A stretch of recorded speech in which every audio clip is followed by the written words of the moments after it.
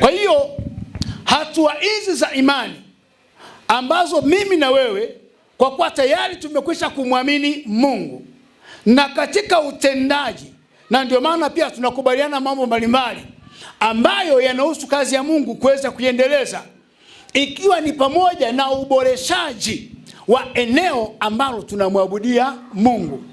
Nini tunachokifanya pale? Tunafanya ni kazi ya Mungu, na tulikwisha wahi kuangalia siku za nyuma kwenye kitabu cha Zaburi sura ya 14 mstari wa 2, na tukaona lile andiko linasema hivi: Mungu kutoka juu mbinguni akachungulia duniani aone kama kuna mtu ana akili anayemcha na kumtumikia Mungu.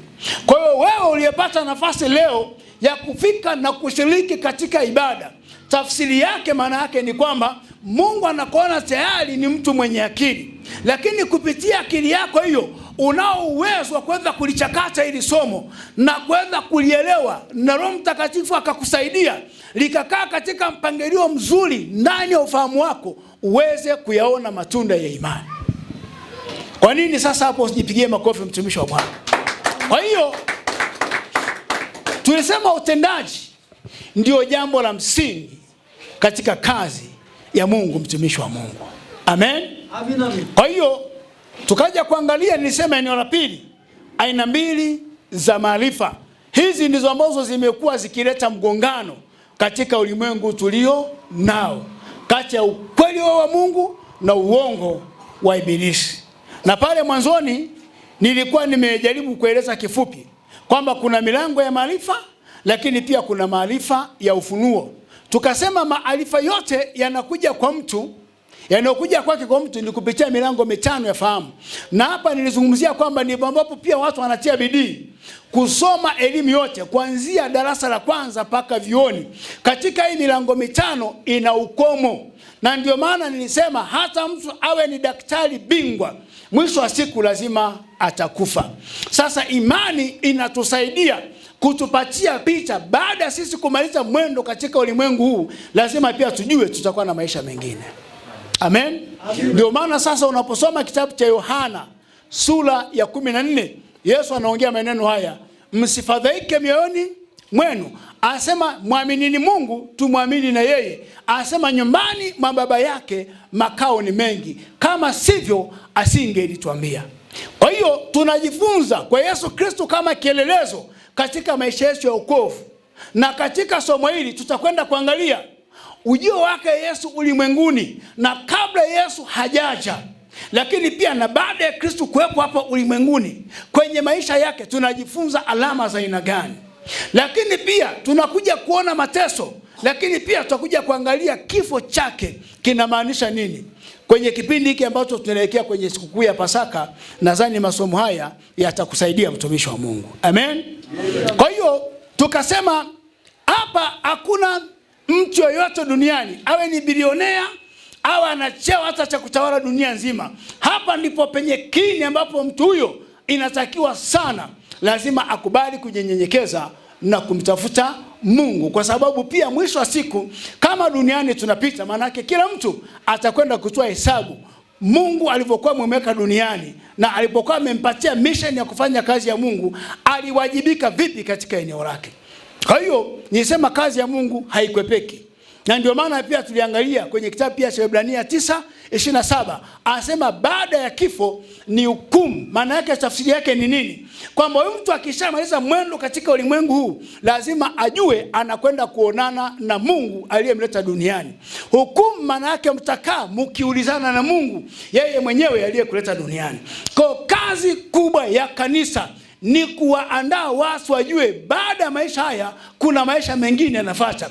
Lakini Mungu aliyetuweka katika ulimwengu huu, kuna vitu anataka tuvifanye kumwakilisha yeye. Na ndio maana pia nilisema kanisa ni serikali ya Mungu duniani. Kama ambavyo serikali zingine za kidunia unazifahamu, lazima pia ujue kanisa ni serikali ya Mungu duniani. Ina watendakazi wa aina tofauti ambao kazi yao kubwa ni kusimamia majukumu ambayo Mungu ametupa katika ulimwengu huu, lakini kuwakumbusha wanadamu kwamba katika ulimwengu huu kuna kazi ambayo Mungu ametupa, lakini baada ya hapo tutakwenda kutoa hesabu kwa aliyetuleta duniani. Sasa hapa ndipo ambapo pamekuwa na dhana nyingi za ukengeufu. Leo unaweza kuambiwa tu kwamba yamkini pengine makanisa kupitia Biblia ni dini ambazo zilikuwa zimeletwa na wazungu ili kutengeneza ustaarabu. Nakumbuka kipindi fulani wakati nafanya kipindi redioni, kuna mtu mmoja aliniuliza, akasema, mchungaji, nataka utuambie tofauti ya wazungu na Waafrika. Na mimi nikamjibu, Mungu aliumba mtu kwa mfano na kwa sura yake. Akasema, sasa hawa wazungu inakweje? Nikasema, ukisoma vizuri historia, hawa watu kutoka Ulaya walipokuwa wanakuja bara la Afrika kwa ajili ya kutafuta kitu kinaitwa raw materials, wakawa wanazunguka kutoka bara moja kwenda bara lingine na kutoka nchi moja kwenda nchi nyingine, ndipo wakaitwa wazungu. Lakini wale na sisi ni kitu kimoja. Haleluya. Kwa hiyo nachotaka kuongea kwako ni nini, mtumishi wa Bwana? Ninaomba Mungu akusaidie. Kwa hiyo katika milango hii ya maarifa ndio mahali ambapo nilikwisha kutoa ufafanuzi kule siku za mwisho, wakati naanza kwenye somo mwanzoni kwenye Biblia sura ya kwanza kabisa, wakati pia tunaona sasa Mungu anatoa maagizo kwa Adamu baada ya kuwa amekengeuka na kutenda dhambi. Akamwambia Adamu atafukuzwa katika bustani ya Edeni ili asije akafikia siri ya ujuzi wa uzima. Lakini leo tunafikia katika uzima wa milele kwa kumwamini Yesu Kristo. Yesu Kristo ndio chanzo cha imani yetu, wapendwa. Amen. Wangapi wameelewa hilo vizuri? Kwa hiyo katika ulimwengu huu kuna kazi ambayo Mungu ametupa, na ndio maana sisi tunaitwa kanisa, tuko mahali hapa. Sasa majukumu ambayo tumepewa hayawezi yakafanana, na ndio maana Mungu anaandaa watu wa aina tofauti watakao yamudu majukumu ambayo Mungu ametupatia katika maeneo haya. Haleluya.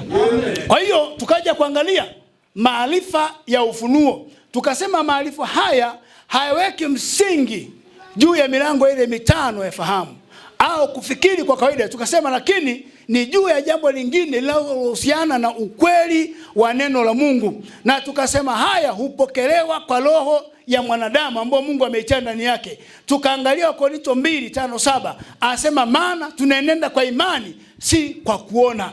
Na ndio maana nilisema makanisa yetu ya Kipentekosti, mchungaji anapokuwa anaandaliwa kwenda kupanda mahali huduma, Mungu anapokuwa amemuita, baada ya kuwa amefundishwa, tunapewa Biblia, alafu unaanza kupiga magoti na kumwomba Mungu, na unarejea kwenye maandiko kama ambapo tunaona Yesu alipotoka mbinguni akiwa ameuvaa mwili wa kibinadamu, na alipokuwa mtu mzima na miaka 30, tunaona sasa anavyoanza kuita kina Petro, anavyoanza kuita kina Yohana. Na ndio maana nikasema sasa sisi, Mungu anapokuwa amemuita mtu, lazima mtu huyu ajifunue kwake kwa ishara na miujiza ili kuwathibitishia watu Mungu aliyemuita. Vinginevyo nikikwambia Mungu anaponya kama mimi hajaniponya, nitakuwa naongea kitu ambacho ni nazalia. Lakini nikikwambia Mungu anafanya, maana yake huyu Mungu kwangu alitangulia kujithibitisha katika mambo mengi ambayo nina hakika ni yeye. Na ndio maana sasa imani lazima iambatane na matendo ya ishara ya miujiza ili Mungu ajifunue kujidhihirisha kwetu. Alijua mwanadamu kwa asili ana roho ya kiburi na ukaidi, lakini pia tulisema kitendo cha wewe kuwa mtu bado ni ishara tosha kuonesha kwamba there is somebody ambaye amekudesign wewe. Tukasema ni nani huyo? Ni Mungu. Kama ni Mungu, maana yake hakuna ujanja, tunapaswa kujitoa kumwabudu na kumtumikia pamoja kanisa la Mungu. Kwa hiyo tukaja kuangalia sasa misingi ya imani. Hapa ndipo ambapo nitaendelea napo. Naomba usikilize vizuri sana. Msingi wa kuwa na imani kwa Mungu tukasema uko katika maeneo makuu matatu. Jambo la kwanza tukasema asili ya Mungu mwenyewe. Huyu Mungu ambaye tunamtumikia lazima tufahamu asili yake, yuko, alikuweko na ataendelea kuweko. Yaani mtu abishe, mtu sijui afanyeje, kwa sababu kuna tujitu tuna asili ya ubishi, na nadhani tu ni roho. Hata ukimwambia Mungu yupo, anaona kama hadithi fulani za bunuasi. Lakini nimerejea pale mwanzoni kwamba mtu mwenyewe anashindwa kujitathmini. Kitendo cha yeye kuwa human being, maana yake kuna mtu aliyekuform. Inawezekanaje ukajibisha Kwa hiyo wewe tu mwenyewe tayari ni ishara tosha ya kuonesha kuna mwenye akili kuliko wewe. Hebu jaribu tu kujikadiria jinsi ulivyo. Na huu mfano nimekuwa nikiongelea siku zote. Kwa hiyo Mungu atusaidie kama kanisa ili eneo tuweze kuelewa, ili tuweze kujua sasa huyu Mungu wetu asili yake ni nini. Amen. Kwa hiyo tuliangalia Ibrania 6:13-15. Anasema kwa maana Mungu alipompa Ibrahim ahadi, kwa sababu alikuwa hana mkubwa kuliko yeye mwenyewe wa kumwapa, aliapa kwa nafsi yake akisema, hakika yangu kukubariki nitakubariki na kukuongeza nitakuongeza, na hivyo kwa kuvumilia akaipata ile ahadi. Kwa hiyo hapa tunaona Mungu anavyojifunua kupitia kitabu cha Waebrania, namna ambavyo pia Mungu alimwapia baba yetu wa imani anayeitwa Ibrahim, ambaye mwanzoni alikuwa akiitwa Abraham.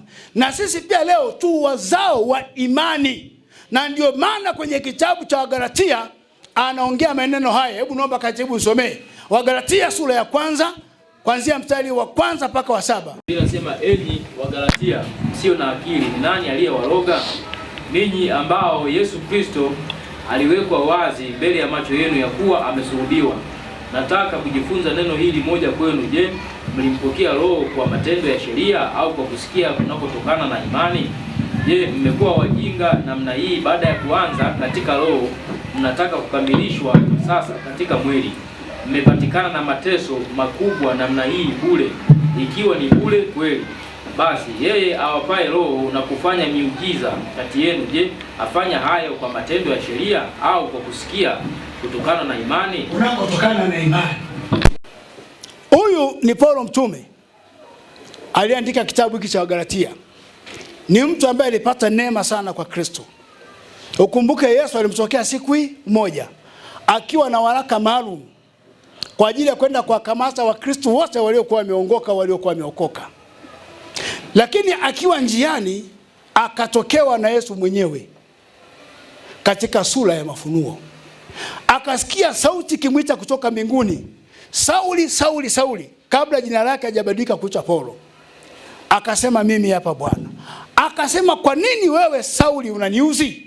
Sauli akamwambia maneno haya, ninayekuuzi wewe ni nani? Akasema, ni mimi Yesu Kristo. Na akamwambia, sikiliza, ninakuelekeza leo yapasayo wewe kuweza kuyatenda. Kwa hiyo Paulo mtume alikuwa akitumikia dini kama ambavyo pia leo watu wengi wamelelewa katika mapokeo. Na ndio maana pia nilisema wokovu na dini ni vitu viwili tofauti. Kwa hiyo Paulo mtume akiwa na waraka kwa ajili ya kwenda kusababisha watu wasiokoke, na alikuwa na waraka maalum wa kuweza kuua, lakini Yesu akaona bidii yake aibadilishe kwa sababu alikuwa bado hajamjua Mungu vizuri. Kwa sasa tunaona aliporejea akakuta ndani ya kanisa lile wameingiza mapokeo na asili ya dini ambazo watu wengi walikokuwa wametoka kule kwao. Ndipo sasa baadaye anaandika maneno haya. Anasema, enyi Wagalatia, ni nani aliyewaroga? Tafsiri yake pia, imani inaweza karogwa. Halo, kuna mtu hajanielewa? Nasema hivi, imani inaweza ikarogwa kwa kuharibiwa. Na Paulo mtume anawaambia, mmepatikanika na mateso makubwa namna hii. Asema, kama ingelikuwa ni kwa sheria, ni nani angelipona? Akasema, kama vile baba yetu Ibrahim alivyokuwa ameitwa na Mungu na akamwamini Mungu. Asema, na alipomwamini Mungu akamhesabia jambo lile kuwa na haki. Kwa hiyo tunapomwamini Mungu, sisi pia tunahesabiwa kuwa na haki kama wana wa Mungu. Kwa hiyo unapokuja kanisani, unaanza kujifundisha au unaanza kufundishwa tabia za baba yako ambaye ni Mungu. Na Mungu huyu huwezi kumuona kwa umbile kama hili la kibinadamu. Mungu huyu tunamuona kupitia neno la Mungu. Ili nini? Mahusiano yako wewe na yeye yawe imara, ujue namna ya kumshirikisha mahitaji ulionayo naye afanye. Amen. Haleluya. Amen. Kwa hiyo Paulo mtume akagundua hawa watu ambao alikuwa amewahubiria mwanzoni wametoka katika imani, wamerejea tena katika mapokeo. Kwa hiyo Mungu atusaidie pia kama kanisa tuweze kuelewa vizuri jambo hili. Kwa sasa tukaja kuona asili ya Mungu ipo katika maeneo makuu matatu. Eneo la kwanza tukaona hawezi kubadilika kamwe. Kwa hiyo Mungu akisema amesema, na Mungu akijifunua ndio jinsi alivyo. Lakini pia tukaja kuona eneo la pili, yeye hawezi kushindwa kamwe. Maana yake anayeshindwa ni mwanadamu. Baba yako anaweza akashindwa kukuhudumia, lakini Mungu hawezi akashindwa kukuhudumia.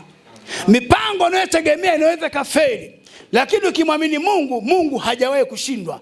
Anazo njia rukuki za kuweza kukurejesha tena kwenye hatima yako, mtumishi wa Bwana. Kwa hiyo kama Mungu hawezi kushindwa kamwe, maana yake tukimwamini yeye, kwake hakuna neno wala jambo litakaloshindikana. Amen. Kwa hiyo tukamwona Ayubu 42 mstari wa 2, anasema najua ya kuwa waweza kufanya mambo yote, na ya kuwa makusudi yako hayawezi kuidhihirika. Huyu ni Ayubu, anajaribu kufunua ukuu wa Mungu jinsi ulivyo. Ingawa alipita kwenye nyakati mbili tofauti, alipita kwenye mafanikio, lakini pia alipita kwenye changamoto ya kimaisha, na ndio maana bado akaongea maneno haya. Kwa hiyo nisikilize, kuna wakati unaweza kuombewa au ukajiombea ukafunga na kuomba ili vitu fulani vikuachilie au vitokee. Na Mungu anajua sisi ni watoto wake, na anajua nia zetu za ndani. Na nisema kwenye maombi kuna majibu ya aina 3. Mungu anatoa majibu kulingana na mtu jinsi alivyo. Amen. Unaweza kaomba akasema hili ninakupa, ili bado, au ili hapana. Sasa maeneo 3 haya yanahitaji lazima uwe na elimu ya Mungu, ili kuweza kujua sauti ya Mungu au lugha ya Mungu, kwamba jambo fulani ambalo nimeomba kwa Mungu limekubalika au halijakubalika. Tukikaa vizuri na Mungu, Mungu anao uwezo wa kusema na mtu kama ambavyo mimi ninaongea na wewe. Sasa itategemea kiwango chako cha kiroho kikoje, mtumishi wa Bwana. Kwa hiyo unapokuja kanisani, maana yake unaongezewa kiwango chako cha kiroho, ili uwe na mahusiano mazuri na Mungu aliyekuleta duniani. Huyu Mungu ana majibu, si mtu. Hujajipigia makofi. Na ndio maana tulisema majibu ya mtu wa Mungu hayapo kwenye vitambaa, wala hayapo kwenye maji, wala hayapo kwenye mafuta. Majibu ya mtu wa Mungu yapo kwa mtu wa Mungu anapokuwa amejenga imani imara na kuamini Mungu katika kile alichokiomba, Mungu anaweza kufanya. Amen. Tuko pamoja watumishi wa Bwana. Tuliangalia eneo lingine tukasema Mungu hawezi kudanganywa. Jina la Bwana libarikiwe. Mungu hawezi kudanganywa. Hili eneo nilikuwa nimeliongelea sana, lakini leo nitaliongelea kwa namna nyingine, ili pia yamkini pengine wenda kuna mtu alikuwa naomba kama ambavyo nitaongea leo. Haleluya. Mwanadamu akiwa kwenye changamoto kubwa, iwe kiafya au kiuchumi, nasema Bwana, mimi ni mtoto wako, tazama changamoto nilizo nazo. Biashara yangu imekwama, lakini mimi ni mtumishi wako Bwana. Ukinibariki na kufungulia milango, nitaifanya kazi yako. Sasa Mungu anasikiliza yale maombi, alafu anakupa. Na nikasema watu wengi hapo ndipo wanapofanya je? Wanapofeli. Naweza kushangaa pap, Mungu amefungua mlango, milioni 6 hizi hapa mikononi mwako. Kumbe umesahau wakati unaomba ulikuwa umekwisha kuweka nadhiri na Mungu kwamba Mungu, ukinifanikisha katika jambo hili, nitafanya jambo hili. Amen. Amen. Ni mfano wa mtu ambaye unatembea naye safari moja, wote hatuna kitu, lakini ghafla pale mbele tunaogota begi la hela, na bahati nzuri unakuwa kwanza kuokota wewe ambaye una akili nyingi. Nikisema mpendwa, kuna kiasi gani humo, unaanza kusema hii hela ichoshi bwana, yaani malengo ni makubwa. Wewe hiyo hela uliiona? Haleluya. Watu ndivyo walivyo, yaani hela kuiona kabisa, mmeokota kwa pamoja. Maelezo anayotoa ile yote ni dalili ya ubinafsi hasa yake ya kugawie. Sasa je, asingeiona hiyo hela? Sasa ndivyo pia ilivyo wakati mwingine. Kuna wakati Mungu anatupima padogo sana. Mungu anaweza akafungua mlango, tena si kupitia biashara yako. Unaweza ukapata fedha kwa njia nyingine kabisa, ili akuone uaminifu wake ukoje kwako. Ukifanikiwa katika hili, unakuwa hujafanikiwa kumdanganya nani? Mungu. Na Mungu akitazama anaona kweli huyu bwana amefaulu hajaweza kunidanganya. Kwa hiyo tukasema Mungu yeye hawezi kudanganywa. Unaposema Hesabu 23:19 anasema Mungu si mtu aseme uongo, wala si mwanadamu ajute. Iwapo amesema hata litenda, niwapo amenena amesema hata lifikiriza. Amen. Kwa hiyo Mungu akiahidi huwa yeye anafanya. Lakini pia upande wa pili anajaribu pia kutuangalia na sisi. Amen. Amen. Mungu toka ameumba mbingu na nchi, kanuni yake haikuweza kubadilika. Ndio maana leo tukilima shamba, jambazi akalima hapa, mchawi akalima hapa, mpiga nondo akalima hapa, kahaba akalima hapa, mlarushwa serikalini anayetusumbua akalima hapa. Amen. Au hapo. Haleluya. Amen. Kwa hiyo unakuta mwisho wa siku mvua itashuka kwa kiwango kile kile. Na Mungu anasema anawaangazia jua lake wema na waovu, ili siku ya mwisho apate kwa hukumu kwa haki, wasiwe na sababu ya kusema Mungu hakutuhudumia. Kwa Mungu anachokifanya anafanya kwetu, kama kushindwa anataka tushindwe sisi. Amen. Haleluya. Kwa Mungu atusaidie sana. Kwa katika ile eneo asili ya Mungu, katika maeneo matatu haya, ile eneo ni la hatari sana. Mungu hawezi kudanganywa. Amen. Amen. Ukipata milioni zako 10, unakuta fungu la 10 pale ni shilingi ngapi? La 10 ni milioni 1. Sasa milioni 1 ukishika unakuta tofauti na kanoti kamoja ka shilingi 10,000. Amen. Unakuta ni kabunda fulani kazito hivi. Amen.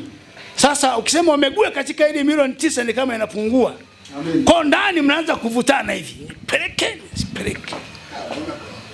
Mbona? Sema. Sasa ndani yake unajifariji. Unasema lakini Roho Mtakatifu anaona, hebu ngoja nitapangua kidogo. Amen.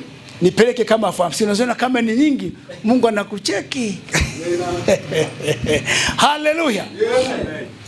Kwa tukifika katika level hizo, kwa yeye Bwana ni mwaminifu. Tunapoonesha uaminifu katika kiwango kidogo, amen, Mungu pia atafanya kwetu mambo makubwa. Amen. Amen. Sasa mtihani huko hapa, unapotoka kanisani, unapokwenda nje, unakutana na watu wenye elimu ya aina gani? Na nilisema katika hili eneo watu wengi sana wamepoteza muujiza. Wanasemaga siku hizi makanisa ni dili. Kwani wewe unasikiaje maneno hayo? Hebu tuongee ukweli. Haleluya. Ni vitu ambavyo vipo havikwepeki. Ndio maana Mungu anapomwita mchungaji, lazima jambo la kwanza ampandikizie roho ya ujasiri, ili kuwafungua watu waujue ukweli. Kwa sababu na Ibilisi anajua ukifanikiwa mambo mengi yatakuwa yamefanikiwa. Kwa anatumia tu wakara tu pepo watu. Haleluya. Na mtu anaweza kateleza. Sasa pasta anapiga suti ya kulinganisha ni hela zetu. Haleluya. Amen. Hata anamuita Musa. Vita yake kubwa Musa ilikuwa ni kutokuaminiwa na Wayahudi, lakini wakati wako chini ya utumwa wa Farao.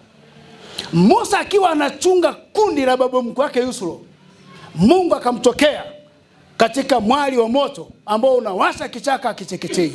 Akasikia sauti inamuita, Musa, Musa. Akasema mimi hapa. Akasema nimeona mateso ya watu wangu Wayahudi walioko Misri. Nataka nikutume ukawatoe. Musa akamwambia wale watu ninawajua Bwana. Mimi kwanza na kigugumizi na kwenda sijui. Alijua tu wale Wayahudi akasema Mungu amenitokea, watasema fix wewe. Mungu gani wewe tuambie. Haleluya. Mazingira ya kwa Farao yalikuwa tayari yamekwisha kuwaasili. Kuta mwisho wa siku fikra zinamtuma kule. Kule tukao tunalala saa 9.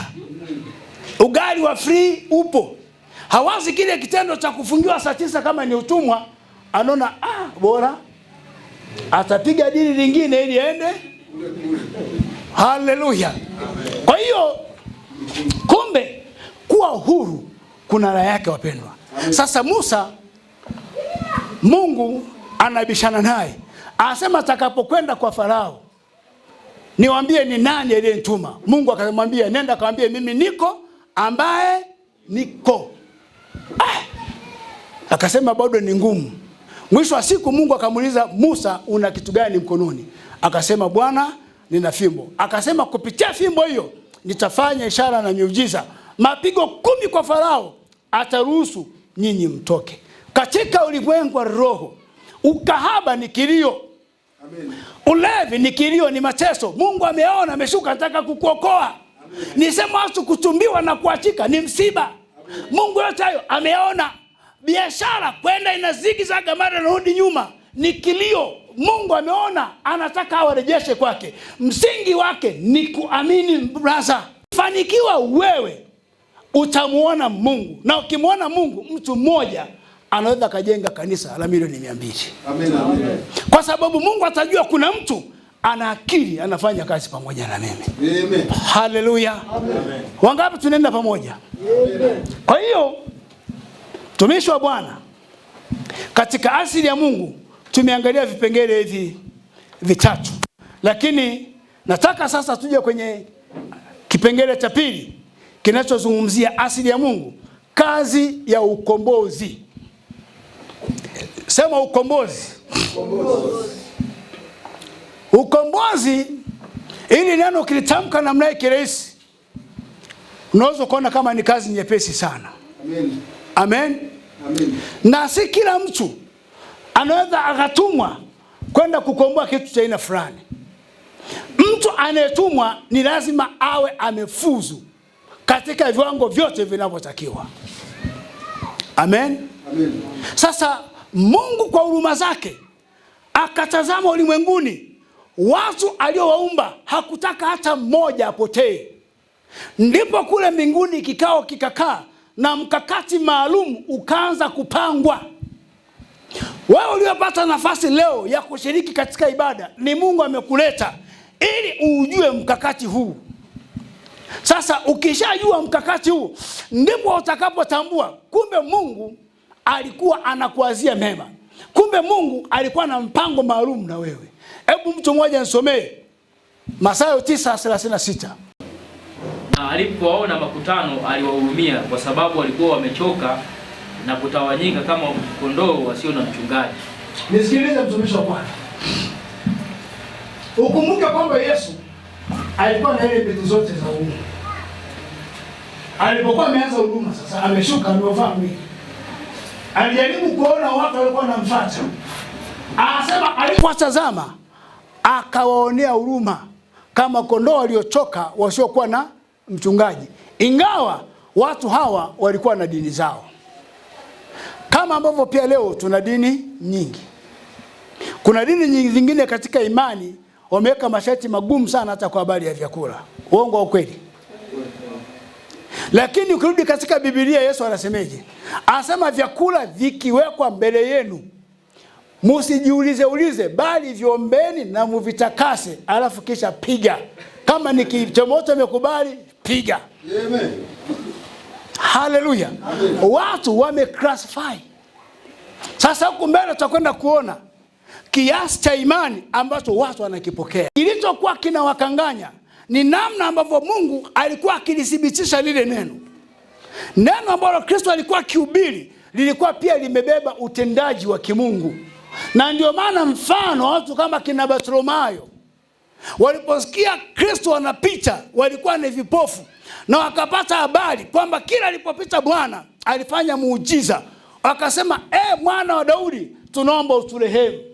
Neno uturehemu maana yake naomba unionee huruma. Nimekuwa kipofu toka kuzaliwa mpaka sasa nimekuwa mtu mzima.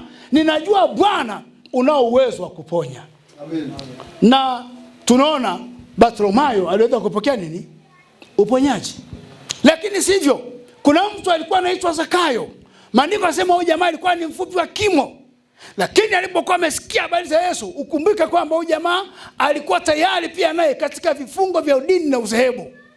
Akawa amesikia habari za Yesu, akatamani sana kumuona. Aliposikia anapita mahali fulani, Bwana Mungu aweza akakunyima vyote. Ingawa jamaa alikuwa ni mfupi wa kimo, akatafuta mahali Yesu anapita, afu pana mti mrefu. Namna ambapo alipanda ile staili haijawahi kutokea. Ingawa kwenye Biblia haijawahi kuandika. Akataka tu amuone Yesu. Na Yesu alipokuwa akipita kwenye maelfu ya watu, akagundua kuna mtu ndani ya moyo ania ya kweli. Aliponyanyua uso, akasema, Zakayo, shuka chini, wokovu umeingia nyumbani mwako leo. Amen. Haleluya. Yesu hana ubaguzi. Yesu anaita watu wote, awe Mwarabu, awe sijui nani. Hawa watu wote wakimwamini wanakuwa ni mali yake. Amen.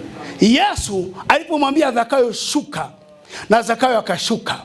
Aliposhuka akamwambia maneno haya, ni leo nitakuwa nyumbani kwako. Lakini wale watu wa dini wenzie wakasema, hey, ameingia kwa mtu wa dhambi. Jamani, haleluya. Amen. Na Zakayo akamwambia Yesu maneno haya, akasema, Bwana, mimi ni mtoza ushuru, hata wale watu ambao nilikuwa ninawazidishia niko tayari kwenda kuwarudishia. Mungu aliangalia moyo wa nani? Wa Zakayo. Akamwambia, wewe imefutika, madam umenia kutoka moyoni, ufalme wa Mungu leo uko ndani ya moyo wako. Upokee kwa imani. Ukiwa na imani, ufalme wa Yesu ni mzuri. Hata waje mabilionea wajenge majengo yamekaja hapa, hata kutisha, kwa sababu wewe ndani yako na ufalme wa nani? Wa Mungu.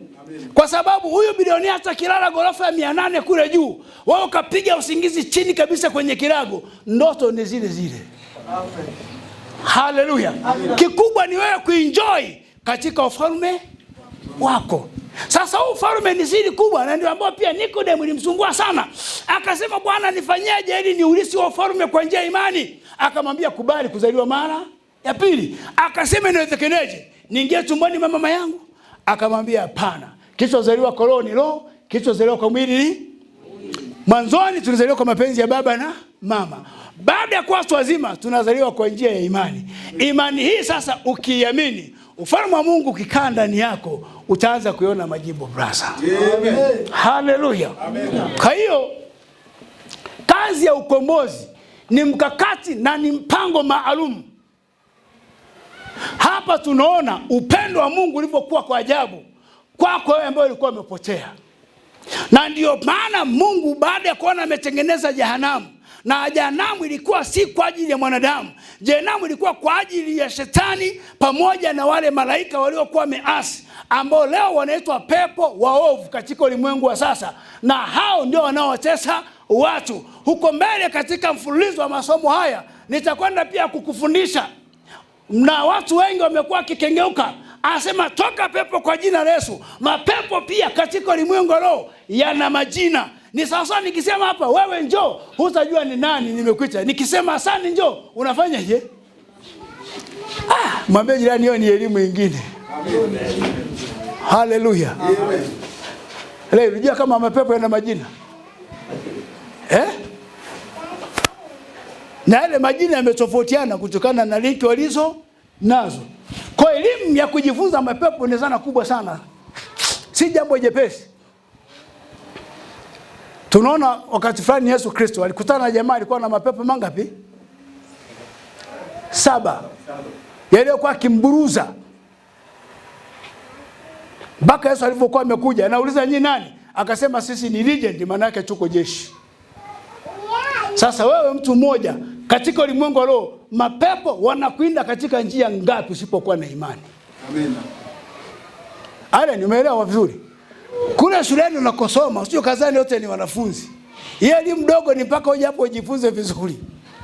Naweza ukashangaa umepiga kitabu, ghafla unapokwenda kwenye mtihani unaona maruerue. Kama mtu kisha daka akili yako anaifanyia. Ndio maana ya mambo ya imani. Amen. Hebu mpigie kidogo makofi mchungaji. Haleluya. Kazi ya ukombozi si mchezo. Ni mkakati maalum ambao unapangwa kwenda kumwokoa mtu fulani. Wengi hapa wapo kipindi kile vinapigwa vita vya Idi Amin na Nyerere, si ndio? Kati ya Tanzania na Uganda. Lakini pia kuna wakati ndio Idi Amin aliwateka Waisraeli. Iliwahi kusoma historia kile kitabu, Wayahudi jinsi wale watu walivyo ni hatari. Nisikilize vizuri. Yaani wale watu wanathamini watu wao sana. Amen. Wasema mtu wa kwanza alikuwa amepanga mission ya kwenda kuokoa ile timu. Walipiga hesabu akatathmini mpaka gereza mahali waliko.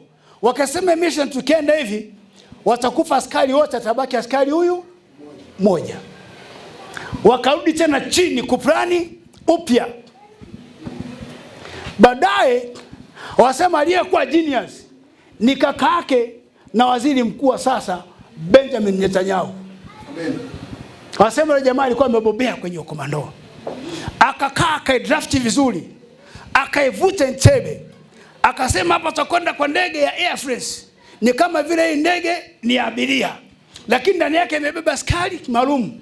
Ikifika kituo fulani hao askari watashuka. Lakini mwisho wa siku akasema katika mission hii tutaokoa watu wetu wote, hata mmoja atakufa, ila askari mmoja mwisho atakufa. Na kweli alikuja kufa yeye dakika za mwisho.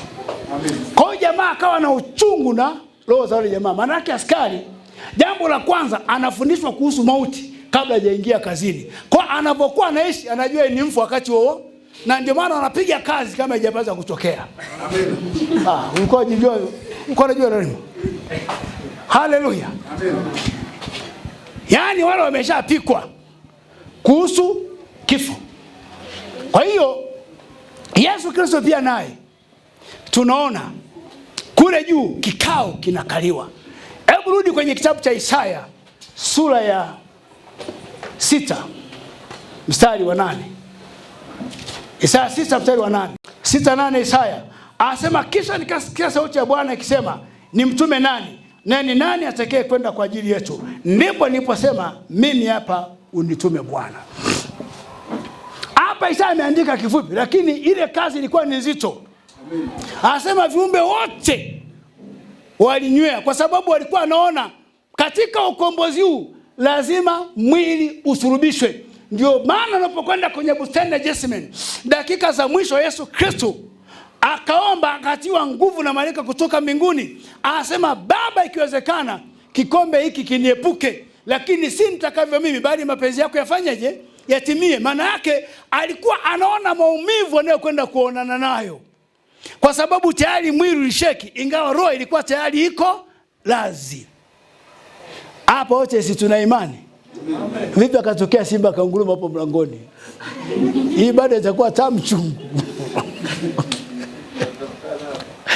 Haleluya. Amen. Na Paulo mtume anasema kuishi ni Kristo na kufa ni faida. Sasa jiulize, ni nani wanapenda kufanya biashara ambayo haina faida? Mimi nakwambia kuna watu hawajasomea uninja huko, watakavyochomoka utaamini. Haleluya.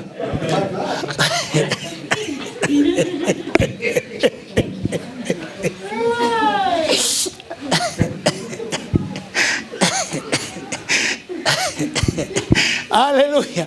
Kwa hiyo wapendwa, Yesu Kristo aliona kazi anayokwenda kuifanya pale msalabani. Na ndio maana sasa unaposoma Yohana 3:16 asema kwa jinsi aliupenda nini? Ulimwengu, hata akaamua kumtoa mwanae wa pekee ili afe kwa ajili yako. Ni mfano wa Ibrahim, anaambiwa akatoe sadaka, lakini sadaka anaambiwa atoe mtoto yule ambaye anampenda. Kwa hiyo jamaa alikubali kujipomua mpaka dakika ya mwisho. Hebu jiulize, angemwambia wife kwamba Mungu anataka tutoe mtoto sadaka, nini kingetokea? Ingekuwa ni ugomvi mkali, na angesema wewe baba una pepo. Mtoto ambaye nimepata uzeeni karibia miaka 100, afu Mungu huyo atake akamchome. Jamaa hekima ikamjia, kaona hapa nisimwambie wife. Kakachukua ka jamaa, kufika kule nako kanauliza, sasa mzee, hata kama tunakwenda Mlima Moria kwa ajili ya kutoa sadaka, mbona simuoni mnyama wa kuchinjwa? Ibrahim akaongea neno la imani, akasema Bwana atajitwalia huko. Haleluya. Na wanafika pale, Ibrahim anamwambia mtotowe kwamba Mungu ameniambia nikutoe wewe sadaka. Moyo aliokuwa nao baba yake ndio moyo ambao uliingia kwa yule mtoto. Akasema, baba, kama ni Mungu amesema haina shida, piga mikono ya mbele, piga miguu ya mbele. Akafunga vizuri, lakini moyoni Ibrahim anaumia kweli kweli. Amekalaza, ameweka mafuta, anataka kupiga kiberiti. Anasikia sauti kutoka mbinguni. Mungu asema, Ibrahim, nimeuona moyo wako. Huyu jamaa usimtoe kafara. Angalia pembeni. akamwona mwanakondoo. Mwanakondoo huyo ndiye ambaye sasa tunakwenda kumsherehekea Pasaka inayofuata hapo baadaye kidogo. Haleluya. Kwa hiyo Mungu alituonea huruma, hakutaka sisi tupotee, akaweka mpango mkakati. Kwa Mungu akatengeneza njia za ajabu ambazo zikanifanya mimi na wewe asante tufahamiane, mimi na wewe tutufe tufahamiane. Ukitafakari hizi njia, si akili za kibinadamu. Yaani akili za kibinadamu zinagoma kabisa. Yaani haziwezekani. Lakini hapa ndipo unapokuja kutambua ni Mungu mwenyewe. Nikikwambia jinsi ambavyo Mungu aliniokoa unaweza kushangaa sana. Tena sikutegemea kama nitaokoka. Haleluya. Lakini Mungu alitengeneza kisa kupitia mdogo wangu wa mwisho. Ndani ya nyumba tukiwa sisi wadogo tunaishi pale, lakini mimi nikiwa mkubwa wao wadogo. Wakawa wamefanya uhalifu kwa mpangaji mmoja. Yule mpangaji akawapeleka hawa watoto polisi. Na mama yangu mzazi alikuwa anampenda sana, unajuaga watoto wa mwisho. Na mimi ndio mkubwa. Akasema fanya kila nalo uwezekana, huyu jamaa asije akaenda kule ndani. Kwa hiyo ilibidi mimi tupatane na mtu ambaye mtoto wake alishirikiana na mdogo wangu kufanya uhalifu. Kumbe ile njia ilikuwa kinitafuta mimi. Mwisho wa siku ile mtu nikaja kuonana naye, miaka imepita nilifusha. Ni siku kadhaa. Asema kaka, mimi siku hizi nimeokoka. Na nilikuwa namfahamu yule mtu, alikuwa ni muuza gongo. Sasa akasema mtu ameokokeje? Nilikuwa namfahamu kabisa. Wakati tunakwenda kufanya nikakacha kumsaidia mdogo wangu, asema uje mahali fulani. Nilikuwa naona kazi anayoifanya. Sasa akaniambia kama uamini tu uje siku moja uone mahali ambapo ninasali. Kumbe Yesu Bwana ni fundi. Akaona atengeneze njia ndefu hiyo. Akanibana kwenye kona namna hii. Yesu oye. Haleluya. Sasa ile siku nimekwenda nasema sasa nishangae.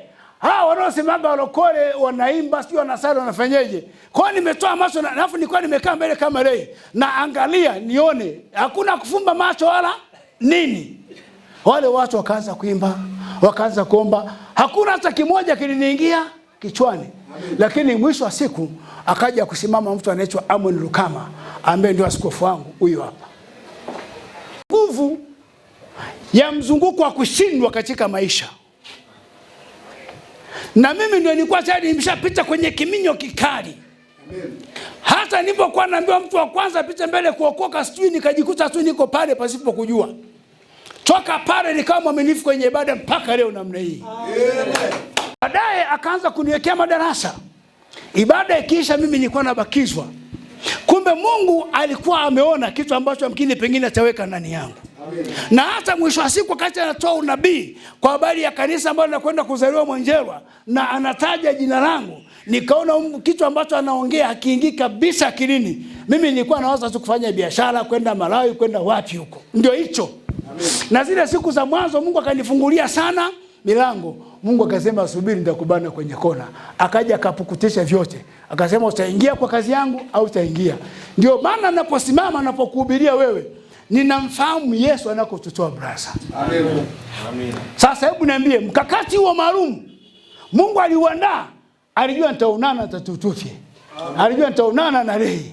Alijua nitaonana na Eliasi. Alijua nitaonana na mwanangu Noelia.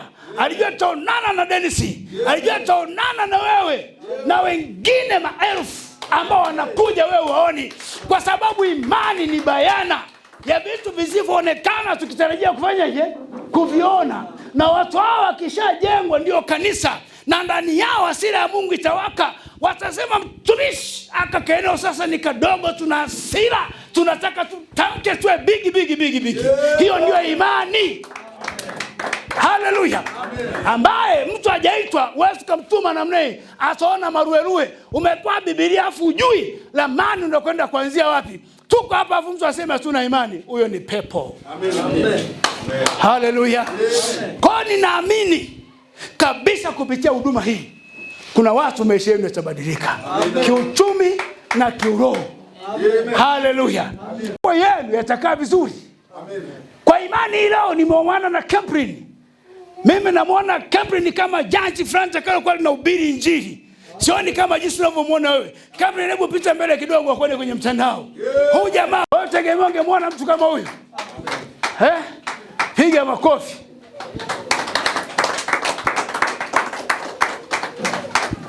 Geukia kule. Kilicho kuleta hapa ni nini? Imani. Kakae. Haleluya. Libarikiwe. Na Yesu alisema ishara hizi zitaambatana na hao waaminio. Kina Victor pale, hebu simama Victor, funga mkono namna hii. Hawa wazaliwa wa Mwanjerwa ndani ya mtaa wa benki. Mungu ataka watumie siku tukiweka crusade pale. Tuntufe unapiga ile pambio nzito ile bezi ya Kinyachusa. Wope bijo ngamwage Yesu.